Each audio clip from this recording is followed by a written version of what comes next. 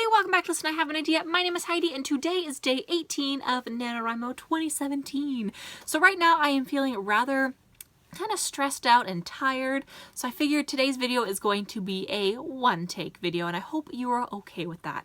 So there is going to be probably a lot of screw-ups in this video and there's going to be a lot of word vomit, but you know what? I need this day. Okay, guys, I need it. So today, like I said, it's the 18th. It's currently Saturday for me, of course, on the day I upload. Sometimes I like to film the day beforehand. Sometimes I film on the actual day. But today is Saturday.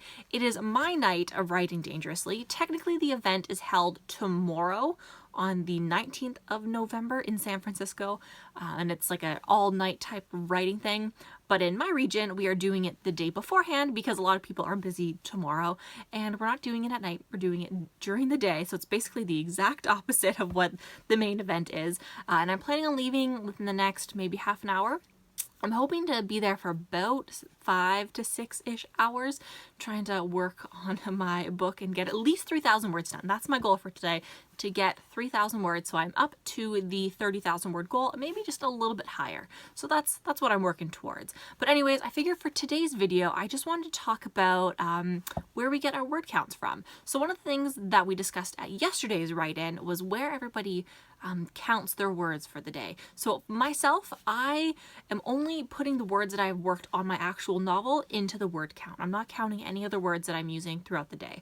That being said, it's not just the brand new words that I've considered part of my word count for this NaNoWriMo. I've gone back and I've edited a few other chapters, and I've counted those words, all of the words from that chapter, whether they're brand new or not. I've counted those as part of my updated word count for this year. Now, I know some people, and this is what we talked about at the write-in yesterday, a few people there were using not just the words that they have written towards their novel for their daily counts. So the one girl, she counted all of like her emails that she would write throughout the day, her YouTube comments, basically texts as well, any kind of words that she would write throughout the day.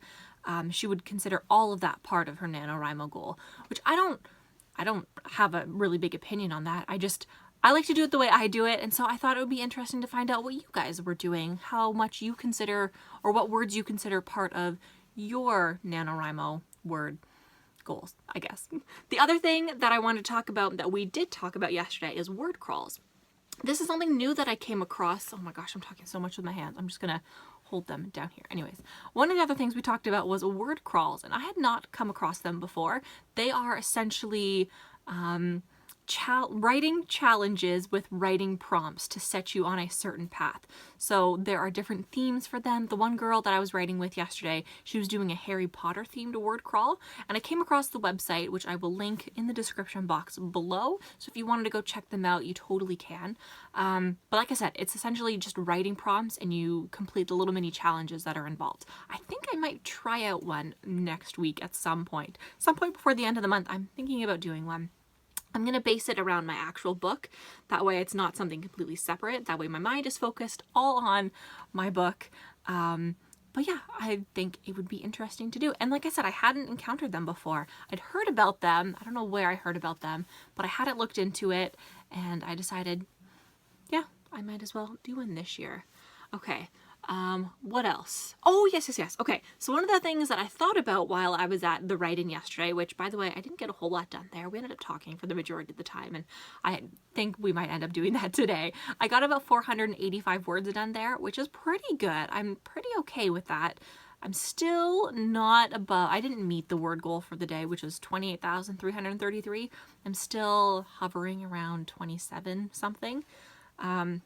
One of the ideas that popped into my head, which I'm going to have to save for another NaNoWriMo, whether it's Camp NaNoWriMo or next year's NaNoWriMo, is working on a series of short stories to make up a book. And the reason why I got thinking about this is because the other girl that I was there with, there was 3 of us there yesterday, the other girl that was there, she was talking about using Scrivener, and this is a writing program that I have not personally used.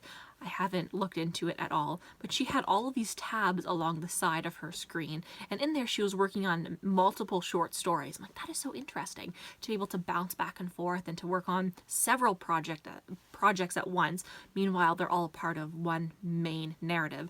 And so I figured I would talk about some of my favorite books that have multiple short stories in them, and basically I'm going to highlight two. The first one is Stars Above by Marissa Meyer. This one is a kind of companion book that goes with the Lunar Chronicles. So the Lunar Chronicles has Cinder, I have them right here, Cinder, Scarlet, Cress, Winter, Fairest. Oh my gosh, where's my Fairest book? I think my friend hasn't returned it. So there's those main 5 books, and in here it has 9 short stories. And this book was so good to get through. It took me like 5 or 6 hours or something like that to read it. And I loved how each short story was so quick to get through. And I bet you writing it would be the exact same. Yes, you'd have to think about the plot and everything for so many different short stories, but reading them and writing them, I think would be an interesting challenge. The other one, which I have not read yet, and I talked about it a few days ago, it's going to be my Christmas Eve book. Every year on Christmas Eve, I sit down and I read a book in front of my fake fireplace.